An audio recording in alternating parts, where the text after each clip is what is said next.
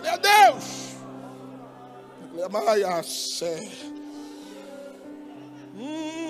Ele está aqui. Calamaia. Deus, antes do princípio existir, Ele já estava.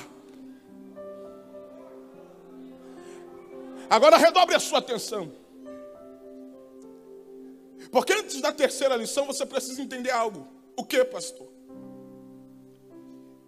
Quando você lê o versículo 1, o cenário que vem à nossa mente, à nossa imaginação, é um cenário de perfeição.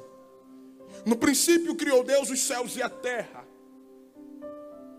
Até porque lendo a Bíblia eu aprendo que tudo que Deus faz é perfeito, que Ele é Deus. Só que se você ler o versículo 2, o texto diz: a terra estava sem forma e vazia, e havia trevas sobre a face do abismo. O cenário do versículo 1 é um. O cenário do versículo 2 é outro. O cenário do versículo 1 é de perfeição. O cenário do versículo 2 é de caos. Quando você lê o versículo 1, você entende. Tudo que Deus faz é perfeito. Tudo que Deus faz é bom. E não precisa ir muito longe para entender isso. É só olharmos para o texto. Versículo 3. E disse Deus: haja luz. E houve luz. Aí no final do primeiro dia, Deus vendo aquilo que havia criado, o texto diz: e viu Deus que era bom. Aí vem o segundo dia, e disse Deus: haja firmamento, separação entre águas e águas, expansão. Aí no final do segundo dia, Deus vendo aquilo que havia criado, o texto diz: e viu Deus que era bom. No terceiro dia, Deus diz: haja terra seca. E a porção de terra seca aparece, e a terra passa a produzir. E no final do terceiro dia o texto diz: e viu Deus que era bom. No quarto dia Deus diz: haja luminares. O sol, a lua, as estrelas e tudo que é astro passou a existir. E vendo Deus tudo que havia feito, a coroa da criação. E após Deus ter feito o homem, olha o que diz o versículo 31 do capítulo 1. E viu Deus tudo quanto tinha feito, e eis que era muito bom. Pastor, por quê? Porque tudo que Deus faz é bom. Tudo que Deus faz é perfeito. Eu tenho uma palavra para alguém que tem mão para levantar. Deus fará algo bom na tua vida.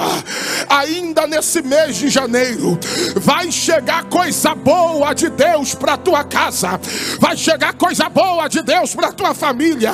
Tem coisa boa chegando.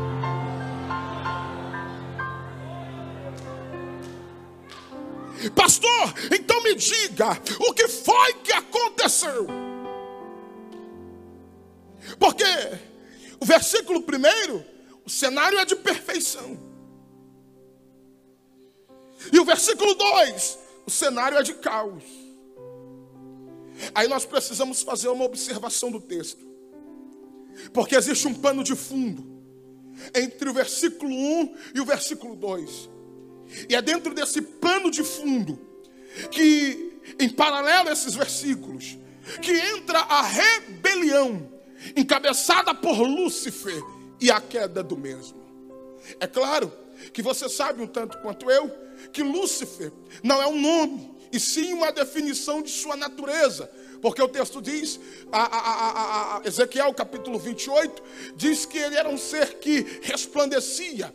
Isaías no capítulo de número 14, versículo de número 12 diz: ó como tu caístes, estrela da manhã, filha da alva. Por que Isaías chama ele de estrela? Porque ele brilhava. Por que Isaías chama ele de filha da alva? Porque resplandecia. Ele era um querubim, ele era um ser de luz. Deus fez ele brilhar. E eu não sei quem aqui vai pegar, Deus não tem dificuldade de fazer alguém brilhar. O problema é quando eu acho que o brilho que Ele me deu é mérito próprio. É quando eu acho que a glória de Deus me pertence. Pastor, prova. Deus fez Lúcifer. E o texto dá algumas informações a respeito dele. Ezequiel 28, a partir do versículo também de número 12. Diz o texto que ele era perfeito em beleza, cheio de sabedoria, aferidor de medidas. De toda pedra preciosa era a sua cobertura. Ele era querubim ungido para proteger. O versículo 15 diz que ele era perfeito em beleza. Perceba, perfeito em todos os seus caminhos. Perceba que por duas vezes a definição de perfeição está atribuída à natureza de Lúcifer. Primeiro, perfeito em beleza, versículo 12. Segundo, perfeito em todos os seus caminhos. O Deus que cria as coisas perfeitas criou a mais perfeita de todas as criaturas, que era Lúcifer. Só que quando Deus olhou para o seu interior, Deus percebeu que o problema de Lúcifer não estava na aparência, mas sim no caráter. Ezequiel 28, versículo 15 diz: tu eras perfeito em todos os teus caminhos, até o dia que se achou iniquidade em ti. Isaías continua, a partir do versículo de número 13, dizendo: tu dizias no teu coração, eu subirei, colocarei o meu trono acima das estrelas de Deus, sobre o monte da congregação me assentarei. E ele diz mais: subirei as mais altas nuvens e serei semelhante ao Altíssimo. Quando ele diz que seria semelhante ao Altíssimo, é aí que ele apaga e começa a sua queda. Pastor, por quê? Porque o proverbista diz que dos corações vêm as preparações, mas a resposta certa, ela só vem de Deus. E eu não sei quem vai pegar. Deus não esperou Lúcifer executar o que ele premeditou. Só em pensar, só em premeditar, já foi suficiente para ele ser abatido e nunca mais ser o que era antes. Pastor, por quê? Porque o que contamina o homem não é o que entra, o que contamina o homem é o que sai. É por isso que Deus rejeitou a Saul e achou a Davi, porque Saul, dos ombros para cima, era o mais belo, era o maior. Quem olhava para Saul dizia: entre os filhos de Israel não tem ninguém com perfil melhor do que o de Saul para ser rei sobre o seu povo. Só que quando Deus olhou para o interior de Saul, Deus se lembrou de Lúcifer. É por isso que Deus disse para Samuel: até quando terás dó de Saul, havendo eu rejeitado? Porque Deus não se deixa comprar por sacrifício. Sacrifício sem obediência não serve para nada. Para o povo, Saul era muito bom, mas quando Deus olhou para o interior de Saul, o interior dele estava corrompido.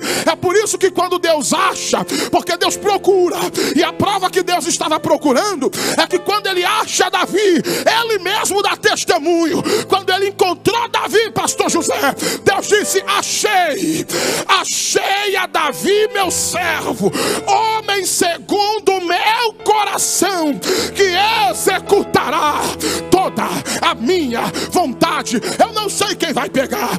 Deus não está à procura de quem tem perfil, de quem tem aparência, de quem é bonito por fora, de quem é belo, de quem é famoso, de quem é grande. Não, Deus está à procura de pessoas que façam a sua vontade. Pregador bom não é quem prega muito. Pregador bom é quem prega o que está no coração de Deus. Cantor bom não é quem canta demais, é quem canta o que toca no coração de Deus. Crente bom não é aquele que é bom naquilo que faz, é aquele que faz a vontade de Deus.